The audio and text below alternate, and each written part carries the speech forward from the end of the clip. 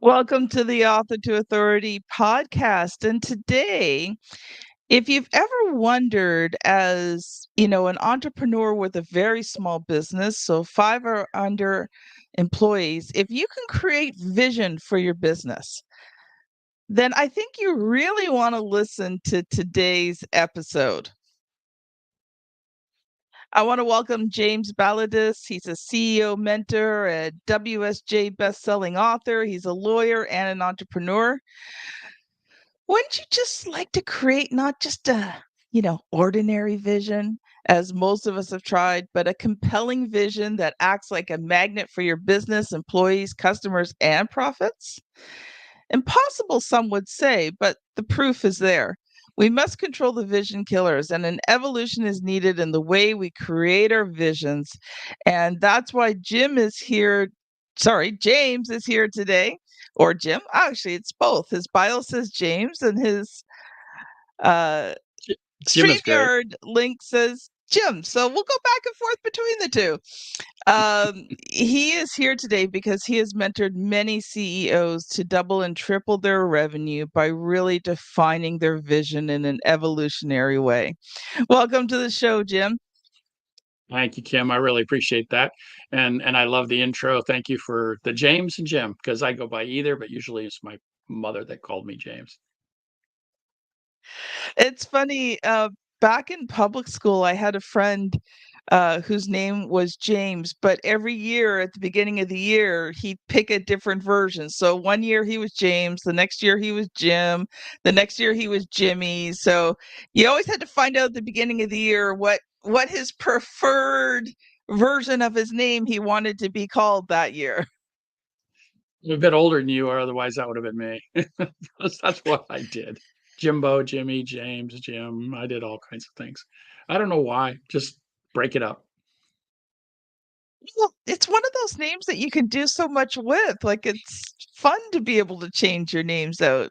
I mean, Right? with my name, I'm literally named Kim, and I'm not even Kimberly. My parents just named me Kim. So there's Kim and there's Kimmy. Because if you call me Yeah. Kimberly, that's not my name. So, Kim, Kim Chiru.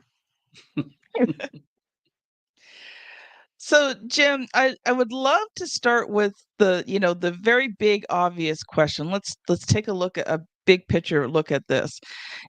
Can entrepreneurs, even when they're very small, have vision for their business?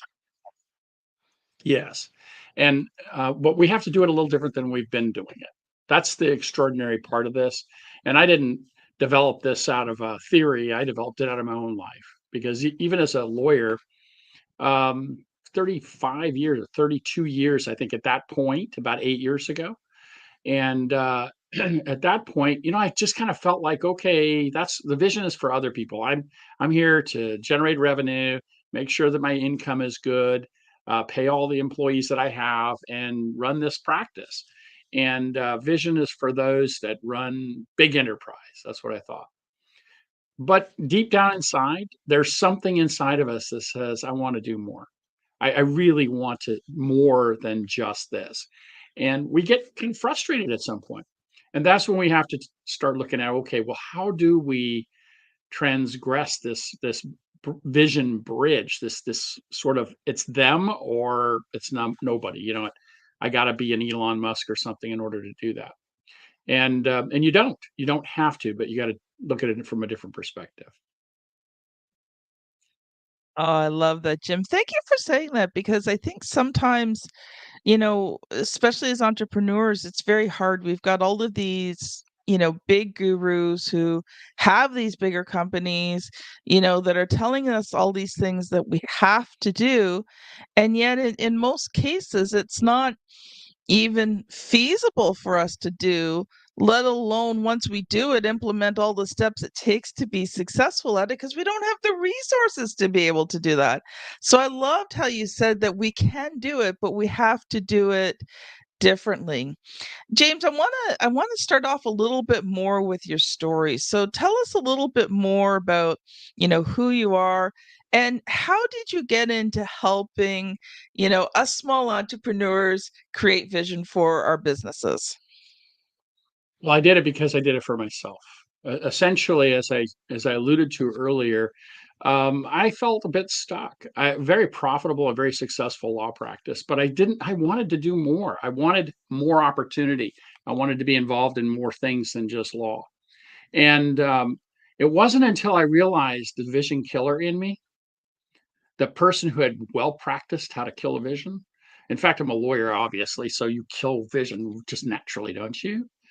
When I realized that and how that was happening, I set about the business of trying to change that, because we're all killing our vision a little bit, aren't we? As soon as we start saying, "Oh, I want to do something," we look for validation, and then somebody tells us, "Well, you don't have the money for that. You don't have the resources," or like you said, "You don't have the time or the people."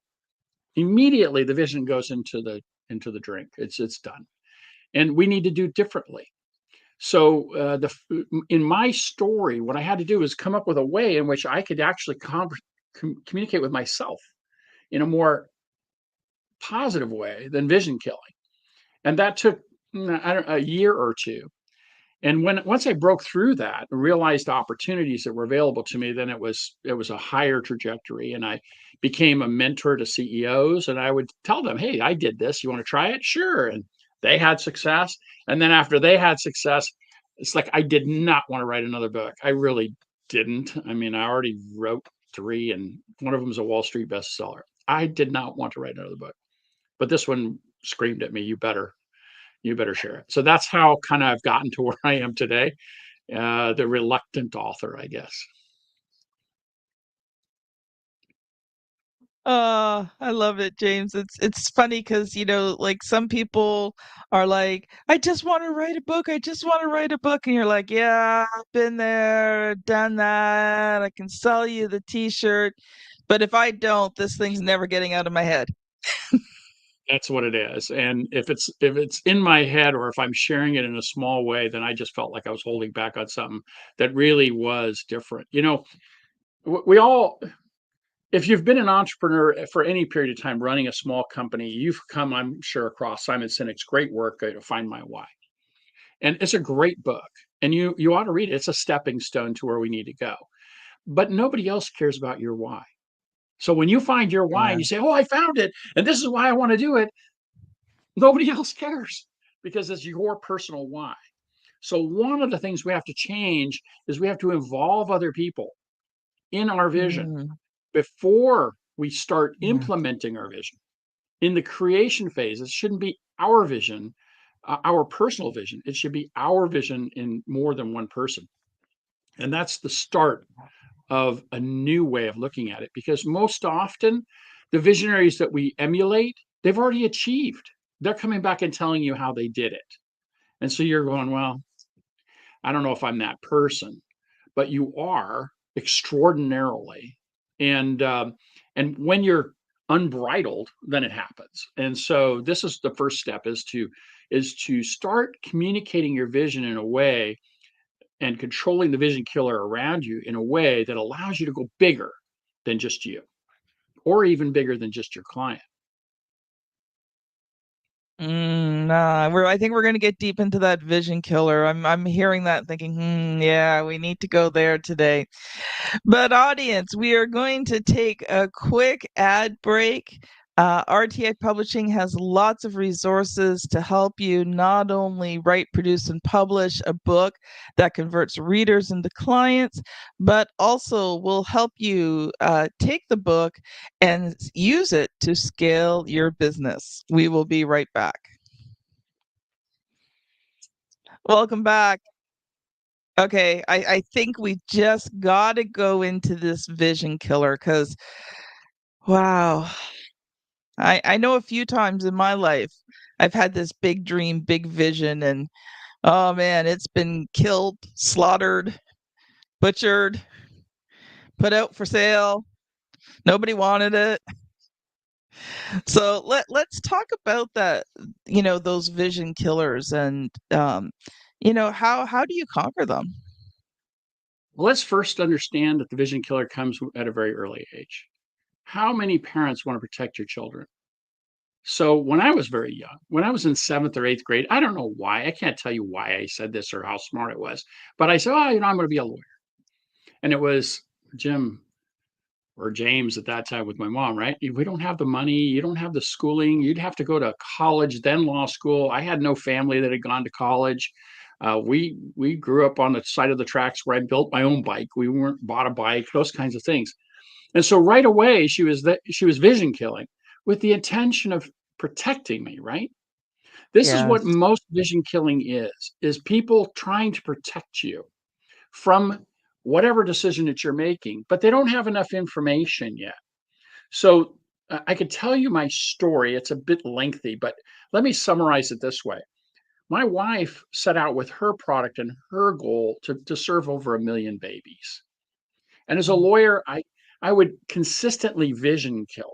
And I tell this story in detail in my upcoming book. But the truth is, as I was taught, as in a public forum, as she felt supported by other people, I realized how much I had been holding her back by my vision killing.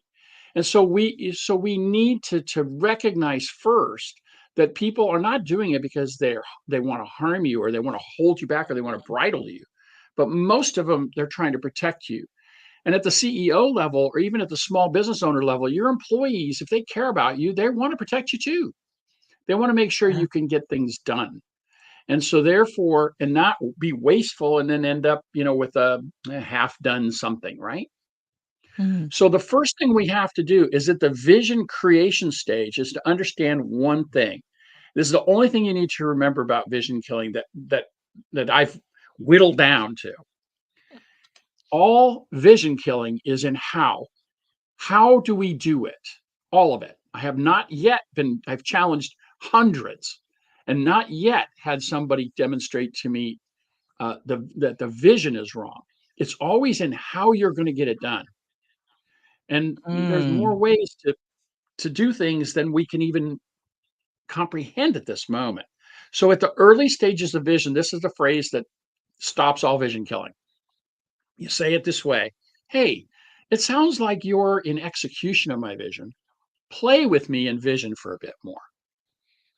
What this does is for the doer that's your friend or that's your parent or that's your employee or that's your coworker or your co-founder, what it does is it gives them permission to not try and protect you. And it Yeah. allows them to join you in the vision creation. And as the vision starts to be created, more resources come to you because you have now not just your resources, but your resources and that person. And as we continue to build our vision, 3, 4, 5, 6 people, even if you have a company of 5, involving all of the employees in the vision is tremendously impactful because it now becomes their vision too. And all of their resources and the people that they know become involved in the vision as well. And it starts to act as that magnet, starts pulling people in. That is the best way to control vision killer. Mm. Wow, you just unpacked something really, really big there. And I loved how you said to invite people into the vision with you. And I never thought of it before, but you are so correct. It's the how. That's the question. It's not that people don't think that the vision is good. They just don't want you to get hurt in the process. They don't want you to try and fail. And I don't know about you, but every entrepreneur I know, and including myself, failure has been a vital part of the entrepreneurial process. Of course. I mean, how often do we fear the failure? Because, if we've been there and been bitten once, you don't want to get bit again. Stick your hand in there, put your hand on the flame again, and ouch, that hurt the first time. I don't need to do it again. But the truth is, when we start developing our way in which we can communicate with others about our vision, instead of it just being my vision, hey, so you show up at a cocktail party. By the way, this is a great little trick. If your vision is you don't want to say it at a cocktail party, it's not big enough. It's only about you. I want to make $1 billion. Nobody wants to go into a cocktail party and say, I'm going to make $1 million. we're afraid to go too big because we're afraid people will ridicule us. But the truth is, when we go to a cocktail party, we say, "Hey, you know what? My new vision is to do X," and people are genuinely interested in it. They'll support you. They'll actually recommend resources to you. They'll provide you with ways in which to get your vision done. And that's the exciting part is then suddenly they're asking you the next time that you see them, "Hey, what's going on with your vision?" I'll give you a little tiny snippet of an example to press this point home. If I went in, sat down with 4 or 5 people, I said, "Okay, I'm about feeding the world. Let's feed the world." I could just in my own head, I can see the eyes rolling, right? Oh yeah, here he is. Okay, I don't know this guy. I don't know how much he thinks he can get done, but that's a really big vision, right?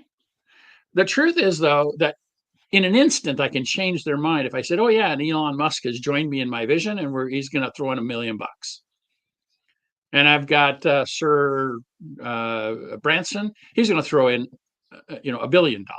All of a sudden, it's like, well, wait a minute, this guy's got something here. So if we start providing people with the vision and then letting them play with us in the Yeah. vision, the resources may very well become that big that quick because they're interested as well, right? Yeah. So that's an example of how it can be killed so quickly, and yet you can reverse people's minds so quickly when we talk about execution. So it isn't about the execution. In fact, vision may take a lifetime to create, but you can sure have a lot of fun doing it in the process, making plenty of money. I tell my CEOs that I mentor, if you're doing what you love and it's a true vision, the money comes. You don't worry about it because it truly does. The revenue starts generating. People start talking about your Mhm. company and about you, instead of you having to pitch to them all the time, right? When you were talking, there was two things that kind of came to my mind that I would love to touch base on because I also want to talk about your books and becoming an author in that. But two things I was thinking of was first of all, I think in the beginning especially you have to be careful who you tell your vision to, and then second, um, find those people, like create that group of people that share in your vision. For me, it's always been basically other entrepreneurs who, you know, have shared the vision with me. And then, when I get to that point where I call them my comrades, when I'm at that point where I'm like, oh man, this is too hard. I don't want to do this anymore. I just want to quit. And you're tired and you're going through one of those times and if you said that to your family members they'd be like, oh yeah, dear, we get it, it's okay if you want to quit and get a job, we understand, right? And your comrades go, seriously, get up, get moving, we're going to help you, we're going to get you through this, here's some ideas, here's some resources, but don't you dare quit. I, I love that because it pinpoints exactly how we have been doing it. That is, we have been going to the people that support us. We haven't had the ammunition to go to those that may not support us. And yet they are tremendous resources for us because they're Yeah. typically the doers. See, the visionary has a vision and the doer gets it done. The visionary goes, "Hey, I want to da da da da da da da." The doer goes, "No, you can't do it. What do you? Let's bring it down. Let gravity pull it back down here. You're way up in the air." Have you heard that, Kim? I know you have. And so, it's starting to resonate, isn't it? And so, what ends up happening is then we surround ourselves with a whole bunch of visionaries, and because they're going to support us. And yet, then when we're finally ready to actually take a step to do something, we just have a whole bunch of visionaries and no doers have contributed. Instead, uh, you do have to pick those that you're going to be in vision with. But there's a process you can go through to bring them along, almost everybody. If you can convince me, and I'm a doer, I am a get it done guy. That's how I became a lawyer. If you can convince me to support visionary, then imagine what I can do in support of the visionary once the vision is clarified. But the vision has to be not only just This is what I want to do, but it's, how is that going to be attractive to other people? What is it that other people are looking to agree to? How much do they want to commit to this? Is it just a conversation, or is it a commitment of resources, or is it just who you know? Yeah. And then soon it starts to get this entropy, this its own entropy. So while I would counsel, yes, we should pick some of our visionaries at the early stage as well. I actually advocate that you go after the doers, the ones that you know aren't going to agree. Tell them to play with you, though. Play with me in vision for a while. When you say the word play, you bring them back to their own childhood. You bring them back to Mhm. creation instead of doing, Yeah. creating from nothing instead of feeling like I got to have an answer here. And when they start playing, it's amazing to watch them. It was amazing for me to watch myself go, did I really just say that? Did I really just do that? I have no clue how I'm going to do that. But Mm. did I just say, yeah, we should do that? It's a lot of fun. I'm trying to remember which book it is. It's one of the Go Giver series, I believe. Might be Influencer. Might be. But I always remember one part of the book is, the coach, he's bringing this person along and he's teaching them things and all that. And one of the companies that they go to meet with another expert, um, this company has almost like a playroom, and it's for the employees where they can create and draw and paint and mastermind and uh you know help each other, and it's just this big huge creative room where you can just do what you want. And I always thought, oh, that would be like so cool to have. Well, first of all, to have a company big enough where you have an office space big enough where you can put a room like that. But secondly, that, to have the freedom to create a space where, people can just go and create and think out loud together. You're hitting on something. You crave it, don't you? Oh, yeah. Look at Yeah. that smile. You crave it. So does everybody else. Every one of your listeners that is in business, you crave this, and yet we don't give it to ourselves. We feel like we have to have a big office, but we don't. We can actually do it in our home. We have to have toys around us. We don't, but they help, right? So creating the environment helps to create the attitude, but creating the attitude as a leader in your company, as an Mhm. influencer, as an author, as a person who's going to present yourself, this is where you need to direct your employees. Hey, play with me for a bit. Hey, just give me a moment. There's no harm in us playing, is there? It's not going to cost me anything to just kick this around for a couple hours. Yeah. And then Yeah. they actually get excited because they get to then be a contributor rather than just a doer. See, Yeah. for the doer, the doer CEO, they get everything is so run so efficiently they get bored. They're like, okay, now what do I do? They want to go. All right, I guess I'll go to another company and fix that company because I'm all done here. There's nothing else for me to do. The visionary, on the flip side, they're running around with a notepad and they're throwing things in the air. It's just, oh, I got this idea. They throw it up there, hope that it'll stick someplace and somebody will pay attention to it. And they have a million ideas, right? So, what we're really trying to do is bring both of these together. We can be both. You don't have to just be a visionary, and you don't have to just be a doer. Doer. Yeah. And when we're both, or when we play in both, we start to see this change, this evolution. I'm going to tell a story. I hope we have enough time for this. This is a really important story. It's Nadia. Nadia was born in Russia in the 1990s. And in that time frame, they were going through a political turmoil. That's when Russia converted over to what they are now, from pure communism, if that's what we would call it, or socialism, whatever. And they had a threefold uptick in babies given up for adoption because of the uncertainty of the economy. And in addition to that, they had a 50% reduction in the number of babies that were adopted in Russia. So Nadia was one of those children given up for adoption. And you can see that there was some struggle that was ahead of her to have any kind of a home life other than by a state-run institution. But she was also in a confined bed. And the reason that she was in that confined bed was not to be evil, but because she was born without bones in her feet and in her lower limbs.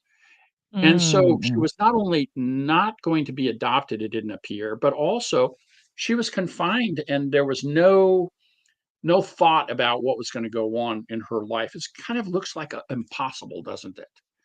And at this point, I want you to just be in this moment with me for just a moment, because when we're facing that impossible feeling, this is when I want you to draw on this story.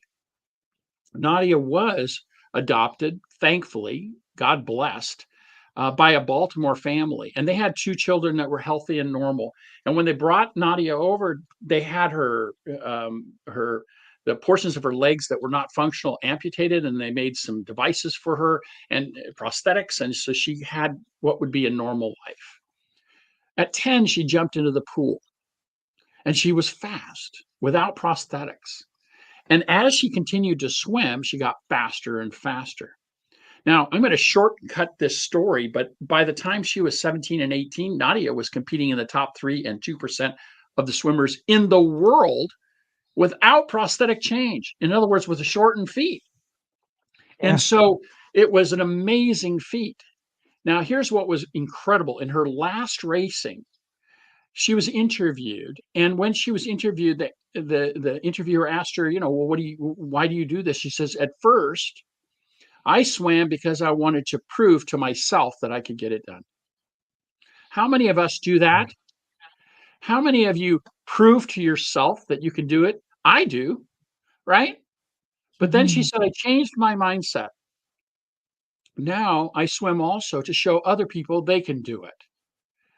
And that's Yeah. very much, that would be the end of the story if we don't evolve.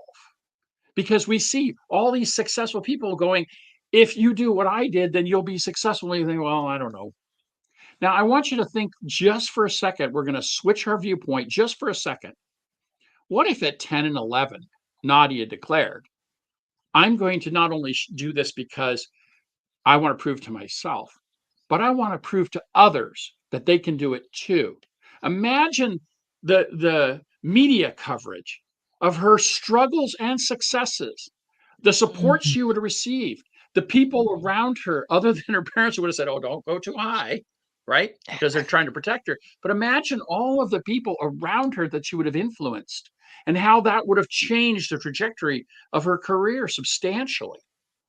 This is the entrepreneurial spirit that you need to delve into right here. It isn't when you've succeeded that you look back and say, oh, I did it this way. It's right now that you say, it Yeah. doesn't matter that I struggle. What matters is that I'm going after what I really want to do, what I really want to accomplish. And the vision is bigger than you and bigger than your client.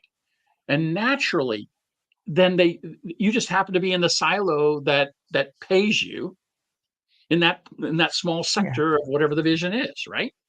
So if it were Feed the World and you had a nonprofit, you were running a little small nonprofit, your your value is in whatever that element of nonprofit work that you're doing. That is a cool vision. That's what we need to do. Create our visions before we're successful, and then get people around us to helping us to achieve it. I like it, Well, Jim. you But we're know, just about out of time, so I do want to get right? to at least one of your books, and I've got to ask you the question that I ask every single author. So, first of all, tell us about the current book you're working on, the name, where you're at with it, and then I'll ask you the question. The book is the Vision Maker, 3 weeks to creating a powerful directive that will inspire your employees and will and ignite you. That's the name of the book. And it's going to be out in January, February of 24. Nice. Nice. I Okay, so I I'm can going to ask almost you the I can question. almost hear the question coming. Go ahead. So, here's the question I ask every author that comes on the show. What has been the good, the bad, and the ugly about writing and publishing books? The good is that I'm really pleased with the way that the book turned out. Bad is that I'm an author that when I'm trying to write, I speak better than I seem to write. When I write, I seem to get a little bit, messed up in what I'm trying to say, and then I look at it again and I go, I'm not making my point. So find a great editing source, somebody who can you can rely on that has experience in crafting a couple of changes. You don't need to change what you're saying. You just need to change how you're saying it sometimes. Crafting, getting those resources is helpful. And that for me, that was like the okay, all right, and then you're reluctant because you don't want anybody to change it. But as it turned out, they were extremely helpful for me in trying to gain some clarity in certain sections by example Mm, or by ways in which we can demonstrate the thing we're talking about. yeah. The ugly for me is always like, okay, how much is it going to cost again? What do I got to do to get it out there? How many people do I got to talk to? How many podcasts should I be on? Man, that list is long, right? And so you need to Yes. sort of change your framework on that and say, instead of it being ugly, you got to say, you know what? Let's just have fun. And so that's what I've been doing. This is about my 20th podcast now in the last month and a half. I'm just trying to have fun talking with great people like you. And, I learn every time I'm talking, well, how to say something or a new perspective or a new idea. Or Mm. today was the first day, Kim, when you were talking about, what we said every entrepreneur craves, which is that little playroom.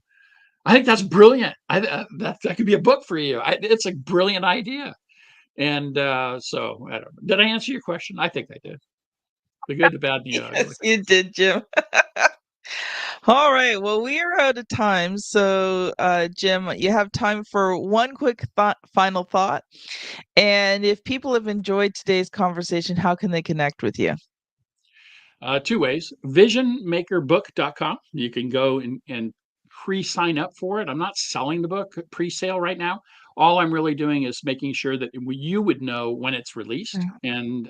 And that's if you're in the middle of a book, that sometimes that varies, right? So I'm trying to get it out. We have cover design done, editing done, layout is done. Now we're ready to start publishing, the final steps of publishing. And so you can sign up there. Also, if you go to vision-maker.net, you can reach out to me. If you have a vision and you're not sure what to do, I'll give you 15 minutes free. You just go in there, set an appointment, and I talk to anybody who wants to do that.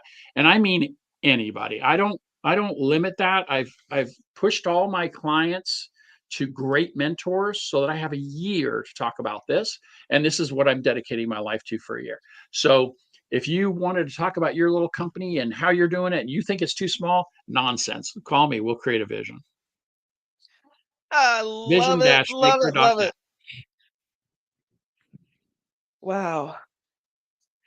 Sometimes it's hard to close off these episodes, but audience, if you have enjoyed today's episode, I encourage you to scan back to episode 426. So I think this is like probably episode 446. So scan back about 20 episodes and listen to Carla and I talk about how to grow a business from 0 to 7 figures. I think it would complement this discussion nicely. If you are on YouTube, you will find the thumbnail here somewhere. And if you're on your podcast app, just scan on back. Audience, thanks so much for listening. I want to encourage you to have vision in your business, and we will see you on the very next episode. Bye now.